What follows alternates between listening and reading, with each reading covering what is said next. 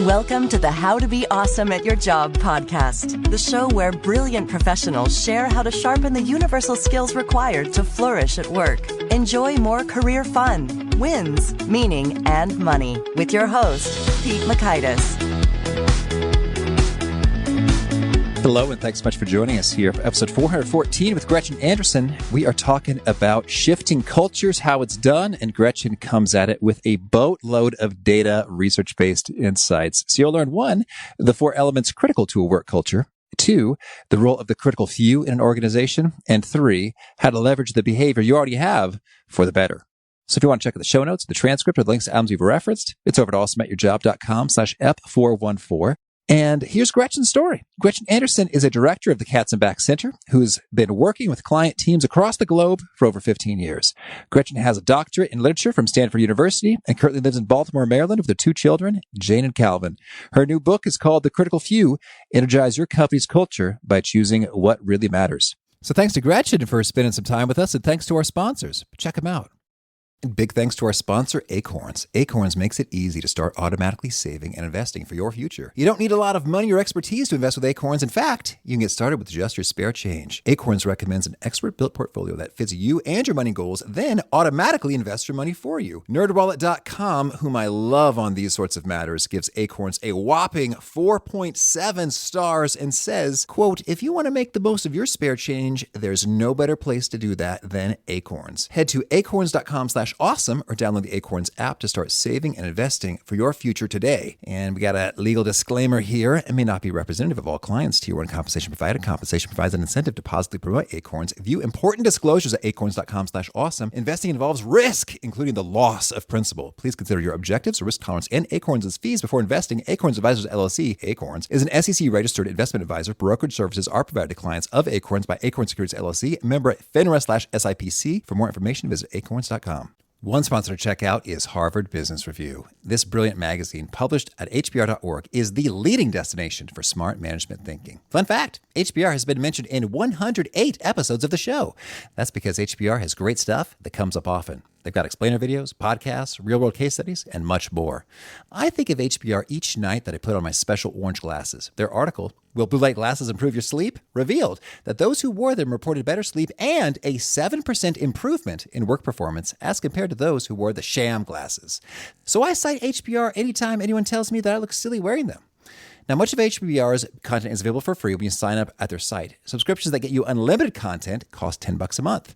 If you visit hbr.org/subscriptions and enter the promo code AWESOME, you can save 10% off of that subscription. Again, to save 10% off of your HBR subscription, go to www.hbr.org/subscriptions and enter the promo code AWESOME. Here is Gretchen. Gretchen, thanks so much for joining us here on the How to Be Awesome at Your Job podcast. Hey, how are you, Pete? Oh, I'm doing well. I think we're having a good time here. Great. I'm really looking forward to it. Well, I'd love to get your take. First of all, it seems like we've got something in common. You and I both listen to podcasts while falling asleep. I want to hear all about this habit of yours in terms of what you're listening to. How do you do it with what is actually stuck in your ears? Yes. For a while, I was really into these headphones called sleep phones. And they had a great pajamas for the ears. Oh, that is nice. Which I love that name. But then I actually just discovered I could put my iPhone under my pillow and I just let it play. Oh, okay. That's great. Yep. So what about you? What do you do? I think I've got something called cozy phones, which sounds similar. Yeah. And you've got sleep phones. Yes. I used to listen to strange recordings in the days before podcasts. And then I would get sick of them. But there's some sort of perfect middle of the Venn diagram of it has to be interesting enough that it distracts me from my own thoughts, but boring enough that it doesn't keep me awake. So obviously, Pete, Awesome at My Job is never going to be in that category. You know just what to say. Yeah, but also I like that the voice is familiar. Sometimes I'll listen to things on linguistics, topics that are sort of adjacent to mine and that I find interesting, but are not directly relevant, or else my mind will still want to pay attention. Yeah. Well, I'm intrigued by the sleep phones. I've been using cozy phones, which are nice, but they have a cord. And I see the sleep phones are wireless. Thanks for the tip. I can get wireless there. I'd like to also listen to podcasts or Blinkist, which has audiobook summaries. They're a sponsor. Thanks, Blinkist, of the show. Or sometimes like a TED Talk, just the audio, because that's stimulating. You go, oh, okay. And then once one goes, you're like, okay, that's about the right amount of time. I'll be asleep now. For me, if it has a dot of music, it like wakes me up like a bolt of water. Yeah, honestly, the production values can't be too high because like I can't have music. Okay. Yeah. Well, thank you for digging into that element. And you've already educated me with something that could be transformational. I'm glad. And everyone will be awesomer at their job if they get a good night's sleep.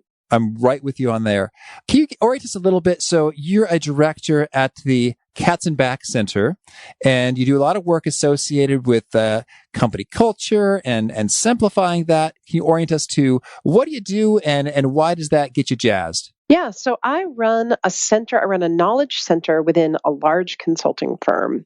I work within PwC, and I run a center with a team that is the firm's kind of incubation engine on topics around culture and leadership and motivation and performance. I like all those things.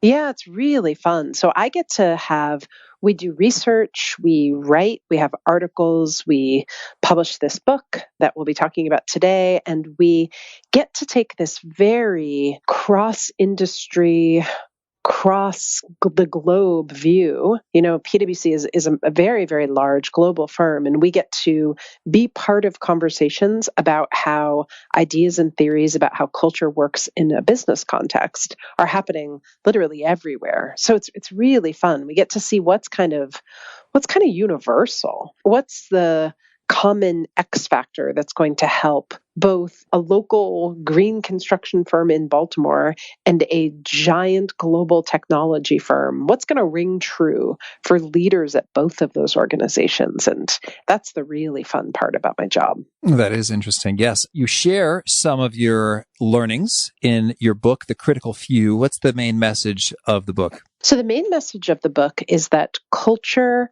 just like your strategy and your operating model, can and should be considered as absolutely a problem and an issue and an opportunity that gets leaders out of bed every day. That motivational piece of the business, if tapped and cultivated, can be a source of positive energy for whatever it is that you're trying to accomplish. Positive energy. I like that. Well, could you maybe give us a picture of that in terms of maybe it's a case study or a story or example of an organization that went from not so energized to, wow, this is great? We ground the book within a fictional case study about a CEO who we call Alex. And we did this in part because culture is such an intimate topic for so many organizations. So the book is the story of, we very much a composite of all the companies we've ever worked with. And it's the story of a fictional company who has a CEO who's come in. It's kind of a company in retail. They've got a lot of things going for them, but a lot of things are tough. And by working with this leader, we're able to help him understand that working within and through the culture and the motivations that people have, he's able to get the best out of that business. Could you maybe orient us to, what's it look like when it's not at its best in terms of the energy and the vibe amongst the people, in terms of like the daily grind versus the happy place toward the end?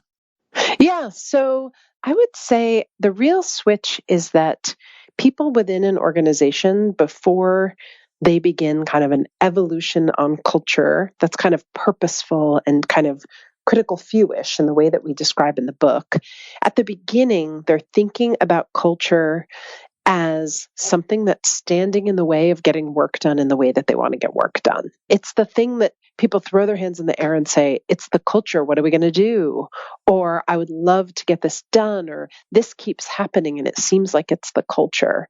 So it goes from being something that they feel out of their control and kind of obtrusive and causing kind of drag to, at the end of the book, they feel like there are specific things that they recognize what their culture is. They see its sort of core traits of who they are. They see how they came to be that way over time and how they're not going to change them quickly.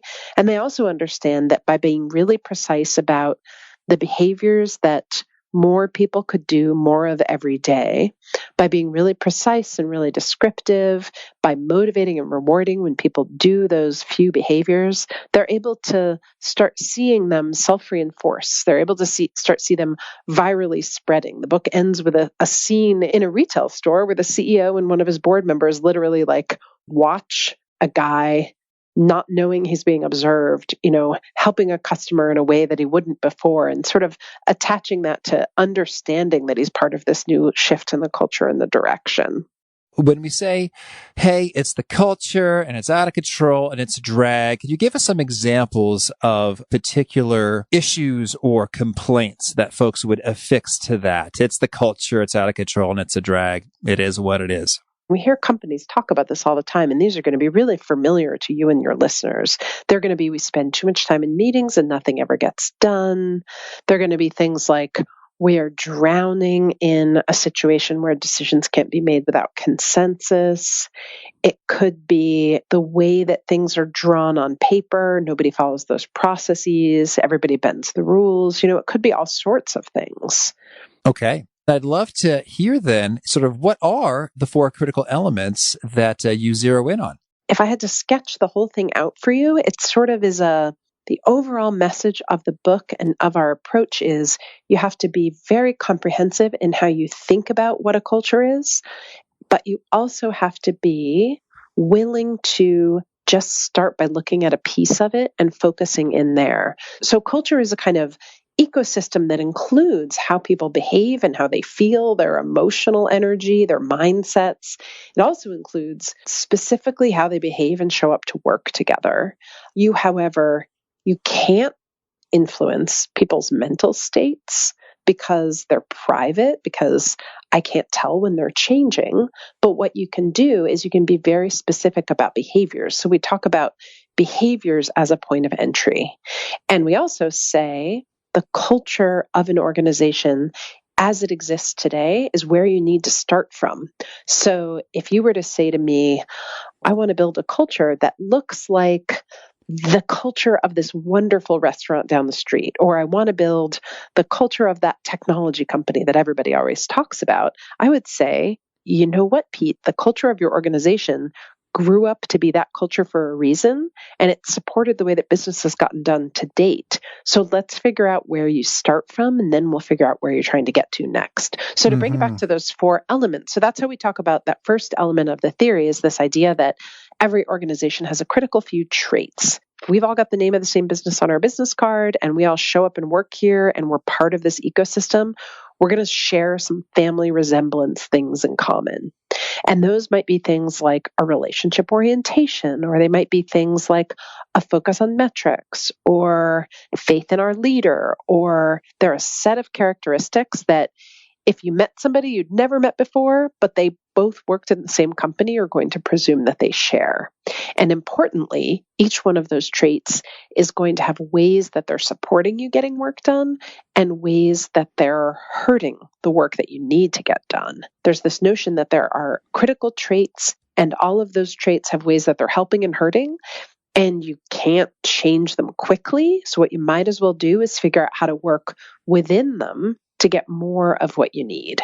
Now, when you talk about these traits, do you have sort of a master menu, if you will? So I guess when you think of culture, sometimes we could think about particular continua or dichotomies like, oh, it's very relationship oriented versus process oriented. And so, yep, it's always a tension, right? Because have you ever talked to any organization that is purely one or the other, right? Right. It's interesting. We started thinking this way about traits 7 or 8 years ago. And at that time, we kind of purpose built them every time. We did a lot of interviews and kind of hypothesis by hypothesis sort of built up, what do we think these traits are after every, we'd have a lot of conversations. Then we started to realize some of these traits seem original to a company, but then there's a lot of ones that we kept seeing over time. So we've built a survey-based tool to kind of pull those out.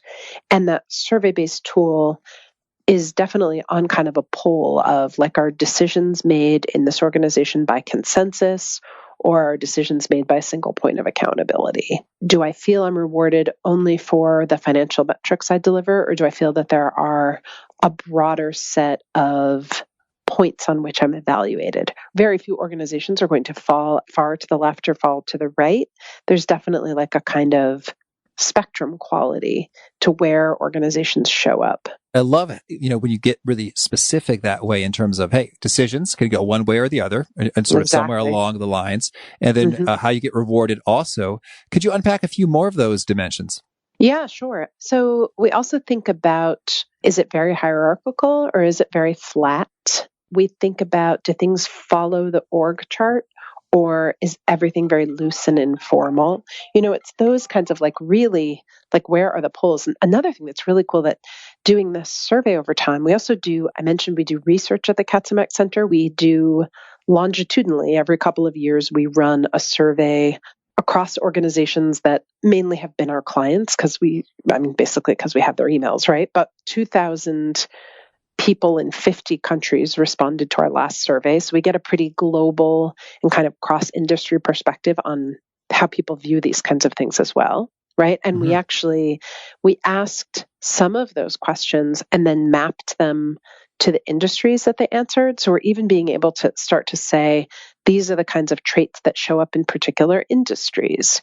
So we are saying, yes, every organization kind of has its individual thumbprint, by taking such a close look at each organization, not against some external framework, but sort of in a very intrinsic, take it in its own terms way.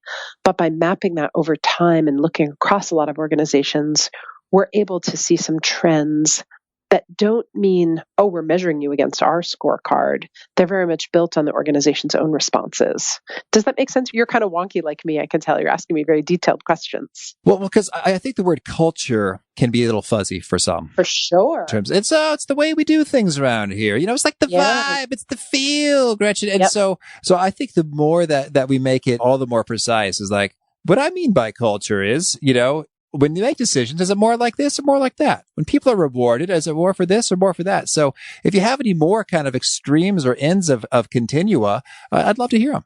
Yeah, well, so some of the things that we've had a chance to see, one thing, and it actually has come up in a couple of different sources recently. Let's talk about the spectrum of how we're rewarded, right? Like, am I, Gretchen Anderson, rewarded as an individual within my company? Do I feel like it's just going to be metrics? Do I feel like it's just going to be financial metrics, or do I feel like they're also going to be sort of, how I made the people on my team feel in a sort of broader set of metrics? We did a regression analysis against the 2,000 respondents. A guy in our network said, it would be really interesting to take that data, do a regression analysis against how proud I feel to work where I work. And the highest correlation in any of those scores and questions we asked, the highest correlation was, are my metrics broad, right? And I thought that was really nice, right? Because I sort of know that intuitively, right? Like, it feels better to me as an individual to feel as if my whole self, like how I mentor our people, it feels good to me as an individual to feel as if a broad set of metrics are applied to my performance than just one specific one. But I really liked that our data, because we didn't ask, do you feel proud about do your metrics make you feel good or whatever? We actually just did that correlation. So that was really nice. And then similarly, PwC has done a survey outside of the Katzenbach Center, a survey called Digital IQ. And they did an external analysis based on market data of companies that are most innovative in a digital space, like highest digital innovation that they looked at externally, rather than by asking them, are you digitally innovative? It was like a set of external market criteria.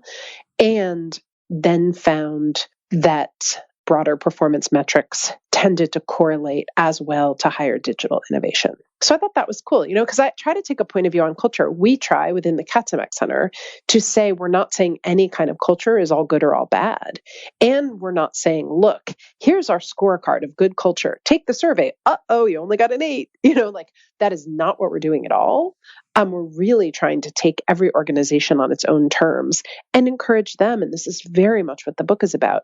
We're encouraging every organization to look within, figure out what you're best at and try to do more of it, right? Rather than apply some external measure. But then the nice part is that over time, And being very deliberative in this space, we're able to start to actually say, there are some things that we do see and believe really drive the kind of motivation that feels like everybody wants more of. Let's hear some of those. What are some of the things everybody wants more of? What everybody wants is culture that's aligned with what the business is trying to do. We argue the goal should be for if you are trying to do the hard caloric work of evolving your culture, that is about trying to find ways to make sure that individuals working within your company feel there is an alignment between the kind of messages I'm getting and the kind of what I'm rewarded for, and all of those things feel coherent for me with what I need to do to help this company perform. In our mind, when we're saying you want to work on your culture, we're saying that should be your goal. Oh, very nice. And so then that's rather thoughtful then in terms of making sure you have that alignment as opposed to, for instance, I think, let's say innovation. Hey, we want to be more innovative. We want to have more ideas. Right. We want to make them happen. But there are sort of behaviors and rewards and bonuses that are tied to like never being wrong, for example. Mm-hmm. And so it's like, oh, well, there you go. I feel kind of, disjointed, being here and it's not so fun. Like, am I supposed to come up with wild ideas, which may or may not work? Or am I supposed to just sort of do the thing that, we all know works, which would not be innovative? So that's nifty. So then I'd love to hear then, how do you zero in on particular behaviors? Could you give us some examples of behaviors you might zero in on to support something and how you would get those reinforced? Yeah. So the idea is that those behaviors need to be not chosen at random, but what they need to be is they need to be a bridge between what we understand the culture to be today and where we're trying to get to. So let me explain it in the context of I've currently been having conversations.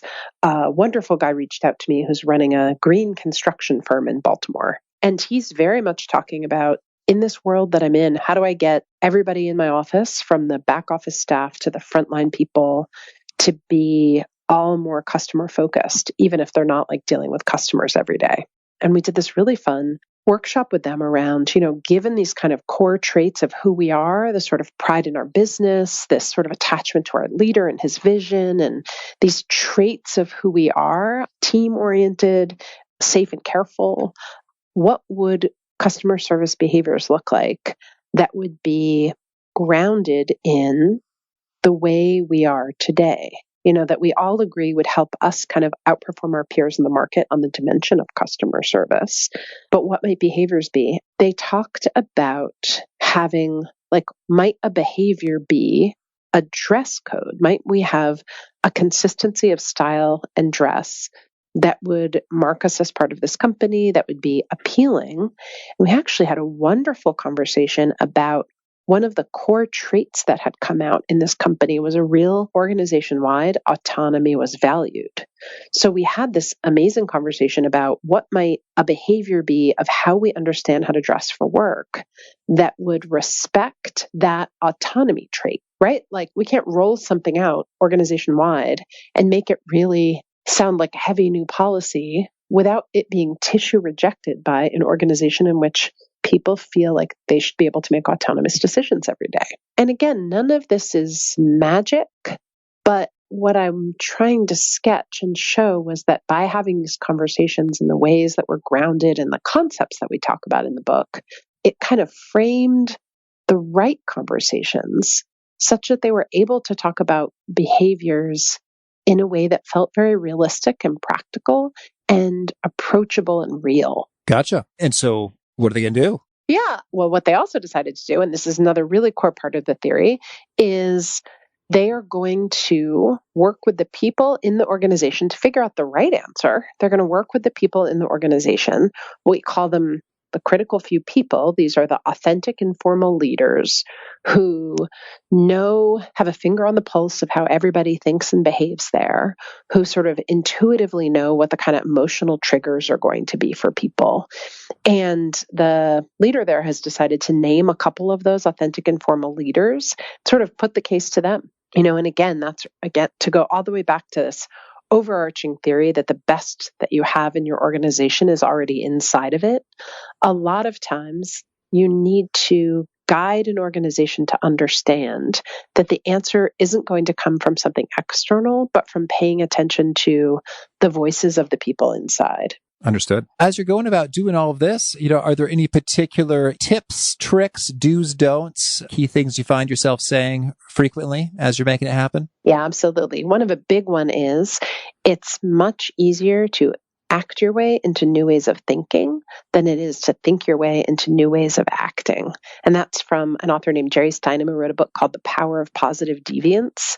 And we love that quote. This is about a sort of behaviors first approach to making things happen. And could you give us a couple examples of behaviors that have just been transformational, in terms of you've identified this is the thing we're really going to do and reinforce that just had powerful ripples for organizations?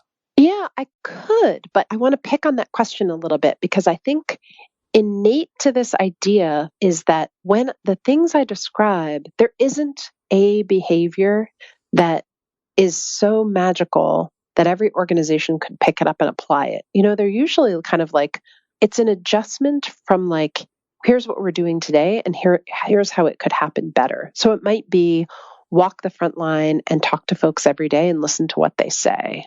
Or it might be send every meeting invitation being very specific about what the outcomes of the meeting will be. It's that there's been energy behind that particular behavior. And we've kind of agreed that if we commit to it collectively, it's going to help us get somewhere. Rather than that there's I wish there was. If I could change every organization by saying there is a behavior, and that behavior is hugging. Like I would love to say that there is some universal solution or some behavior, but it's amazing. It's usually the behaviors that organizations come to. It's very important that they come to that consensus and that they describe those behaviors in language that makes sense to them. But it's actually kind of hard to pull them out and show why they matter because it's such an intimate answer. I can understand that how for different organizations that, for example, the email meeting requests that are very specific on the outcome, would you adopt that behavior? Some groups would say, yes, what a breath of fresh air. That's what we need so badly because we just meander all over the place and we waste all this time. Others would say, well, duh, that's how we've always done every meeting everywhere, every time. So there's not really a change or a gain to be made. And others would say, well, why do we need that at all? It's self-evident. We all know what we're trying to do here. We're just 2 or 3 folks get together and we chat about, how to bang out the widget better. It's not that complicated. We don't really need to do that. So I hear you that different behaviors will be the potent leverage prescription for different organizations. And so in terms of how you zero in on what's the thing for a given organization is it sounds like you identify the traits that you really want. And then you talk to the people who are influential and have their finger on the pulse and are emotionally intuitive and with folks to see what they're hearing and what they think would resonate. And are there any other sort of key practices to surface? What might the kind of highly leveraged behavior be? Yeah, absolutely. But let me make a small correction on what you're saying. What you do is you leverage in not necessarily in the traits you really want, but the traits you really have. And no, that sounds like such a small distinction, but it really is about you have your aspiration of where you're trying to get to, but the important part is you're trying to ground it in just where we are today that's realistic. And then you understand what we have, you understand what you're trying to get to, whether that's customer centricity in my example, or in a highly siloed healthcare organization we were working with recently, we understood that to be collaboration. That was the strategic aspiration that we needed. But then the really critical thing to do as well is this notion of you choose what you're going to measure and why. And you resist the temptation and the impulse to try to find a comprehensive set of metrics that will measure everything. And instead you say, when things start to change and feel different around here, where will we actually see that difference? And how do we make sure we really pay attention to that and kind of drop a thermometer there such that we're able to really get beyond people's natural cynicism, that culture can't change, demonstrate, look, we said up front there would be this proof point and we have it, and use that measurement and the reporting of that measurement to be the energy that helps people move forward and move on. And could you give us some examples of measures? So for example, collaboration. What kind of numbers might you put on that? Well, there actually was a really cool example from our own firm. We did in the Canadian firm within PwC, they did an organizational network analysis, and everyone sort of took it as this sounds correct, that we're constantly asking partners in a professional services firm to collaborate with other partners outside of their business area. Mm-hmm. Right? Like that sounds like a good idea. But they did an organizational network analysis to figure out who sort of had the densest networks and whose networks stretched across, if I'm a partner in financial services, how well connected I am to partners in other parts of the business. And they were actually able to correlate revenue per account to partners that had the strongest relationship networks outside of their immediate area. What a beautiful way to kind of specifically encourage a behavior, to say, let's look at this behavior, let's measure how the networks map to this, and let's actually track it to revenue. When actual business results can be tracked to something that we're trying to encourage, that's always really, really beautiful. It's rare and wonderful when you can come up with one kind of very clear metric like that. Usually we say, find every point at which, how many people show up for the program. Do we see an increase in engagement scores around particular issues? We're looking for what are the things that you measure already, and where can we see some kind of lift there? Well, so it's nice, certainly, when you see, hey, we want collaboration, and we've got a nice proof point. Hey, look at this correlation. Partners who are well connected with all sorts of different areas are having higher revenue per account, which makes sense because they're able to recommend cool stuff to their relationships at the accounts. And so then what is the behavior that you want folks to do more of when it comes to bringing more collaboration? Well, within that example with the partners, I would probably say if we want to figure that out, I would want to kind of trail the partners who are doing it well. I would want to trail them and say, are you flying to different client cities and setting up dinners with partners who you don't often see, even if you're not on a pursuit together? Are you, sitting down every morning and writing 10 emails to people in the network? I think it would look different, and we would try to figure out what were people doing that seemed to be most influential, and how can we get more people to do more of it? Gotcha. Thank you. Well, anything else you want to make sure to mention before we shift gears and talk about some of your favorite things? Sure. Yeah. I talked a little bit earlier about interesting trends that we saw in our kind of global survey, and in those results, we had from this very, very diverse 2,000 respondents, we had a very interesting thing pop up. And again, it was the sort of thing that we'd known intuitively through many years of working with organizations of different sizes and different maturity levels and industries. We walk into an organization and we ask the leaders how the culture is, and they very often have lots of positive things to say about it. And then when we go further down into the weeds, into middle management, into the front line, it is definitely a different story. And a lot of times kind of like, that's where the truth lies. That sounds kind of obvious, but our survey data popped that out so baldly. When we asked the question, do senior leaders have culture as an important topic on their agenda? If you responded to that in our survey and you identified yourself as a senior leader, you were 71% likely to agree versus only 48% of people who did not identify themselves as being part of the leadership team. And we were like, wow, that's remarkable. Like that tendency to view culture more cynically further down in the organization is almost a universal based on our data. And we thought that was really cool. Well, thank you. And now could you share with us a favorite quote, something you find inspiring? You'll like this as a podcast host. From the podcast Story Core, I really like the quote, listening is an act of love. Yes, thank you. And how about a favorite study or experiment or a bit of research? I wish I could remember the author right now, but read an article recently in HBR that was about how We like to believe that open office spaces make people behave in ways that are more collaborative, right? A huge amount of real estate dollars have been spent on that concept kind of in the past 30 years, right? But a guy did a study, an HBR professor did a study using people's Fitbits to track, there was a major change in an office layout, and they tracked by Fitbits before and after how much people got up and walked around and talked to their colleagues. And the open office space, paradoxically, made people stay at their desks more. Well, is that because you can just talk to someone without moving? Yeah, or you slightly getting so sick of people that you've got your headphones on, or I loved that point just in the sense of like what we think in a top-down way is going to cause a certain behavior is not necessarily what's going to happen.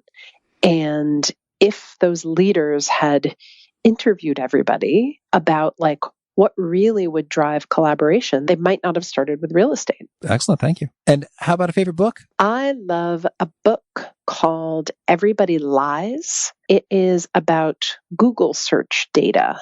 Came out this year, and it's basically about how indirect the ways that people query in Google forms a sort of more accurate record of predictor of how they'll behave than kind of direct surveys. I'm getting at really, really interested and feel like the next frontier of culture work has to do around how do you measure behavior, not by asking people, are you going to behave this way, but really by indirect forms. Yeah. Can you give us an example of one way we lie? The great example from the book was around, it's a really obvious one, but if you asked people, are you going to vote in an election? Versus if you found out how many people queried the location of their polling site, that second query almost entirely correlated to how many people voted in a certain district versus the question the day before, are you going to vote? I was obviously a lot more aspirational. Yeah. Yeah, it's a good one, right? Yeah, very good. Thank you. Yeah, I use that a lot just in talking to leaders about in order to get at culture, you always have to go at it slant. You know, you have to kind of think about what motivates people and what they're truly going to do. Right. And how about a favorite tool? So that helps you be awesome at your job. That's such a good question. I'm going to say something surprisingly old-fashioned. I can't survive without a notebook next to me at all times. And a favorite habit? I travel with a yoga mat. Oh, good. Yeah. I won't get on an airplane without my folding yoga mat in my bag. And I think it's a good sort of self-reinforcing one. And is there a particular nugget you share that really seems to connect and resonate with folks? You hear them sort of repeating it back to you frequently? I think it would probably be about how most leaders wildly overestimate how rational people are. Well, it's resonating with me. Yeah. Rational in the sense of doing what is in their best interest or doing what is logical, or what do you mean by rational? Yeah. And I've taken this very much from many years of working with John Katzenbach, like the emotional drivers of how an organization behaves are, I'm not going to say more powerful than the rational ones, but so easy to ignore. And that really understanding the people's pride in their work, people's sense of disenchantment when things feel incoherent, you know, people's motivation to work with someone who makes them feel good about the work that they do. Like that those are really powerful reservoirs of energy, but that it is much, much easier and tempting for most leaders to really focus on the rational reasons and then be utterly baffled why things don't line up like that. And if folks want to learn more or get in touch, where would you point them? I would point them to the website for the book. It's thecriticalfewbook.com. And that will also point them to the Katzenbach Center on the Katzenbach Center at PwC. There's a link through to that. You can also follow me on Twitter. I'm at GBrooksAnderson. And you can find our book on Amazon. Do you have a final challenge or call to action for folks seeking to be awesome at their jobs? I feel like in the many years I've been doing this kind of work, I both realized through my own personal experience as well as watching organizations work. I think you need to really pay attention to what gives you the most energy. You need to think about what are the situations in which I feel motivated. Just try to find yourself in them more often. I feel like so many people spend their careers and lives kind of beating themselves up for not feeling that motivation. And it's the quieting down and saying, what do I feel energy around? That usually leads you to the question that you and you alone were meant to solve. Lovely. Thank you. Well, Gretchen, this has been fun. Thanks and good luck with all you're doing there. Thank you so much. It's been a pleasure. I really appreciate the time. I really appreciated how Gretchen provided that quotation, that it's easier to act your way into thinking than it is to think your way into acting. And I think I have found that to be the case in terms of, I disagree with this thing, but okay, I guess I'm going to give it a shot. And I do it a few times over. And it's like, sure enough, this was brilliant. And I didn't even know it until I tried it. And I think that could be even more helpful in the context of a cultural shift when we've got those critical few, emotionally wise influencers working their magic and having folks just give it a try, try the action and see how that unfolds. So good stuff from Gretchen. Hope you dug that and more. The show notes, the transcript, the links to items we've referenced over at awesomeatyourjob.com/F414. If you haven't already, I encourage you to push the subscribe button right away. You'll be sure to catch folks like our next guest. It's Brad Stolberg. He is back. We talked about peak performance last time. Now we're talking about passion. Follow your passion. Do you not follow your passion? What's up with balance and passion not really being compatible? How do we live and optimize that? Great research wisdom from Brad. Hope to catch you there. Peace. Thanks for listening. To get the most out of the show, we recommend 2 key things. First, check out the extra resources at awesomeatyourjob.com.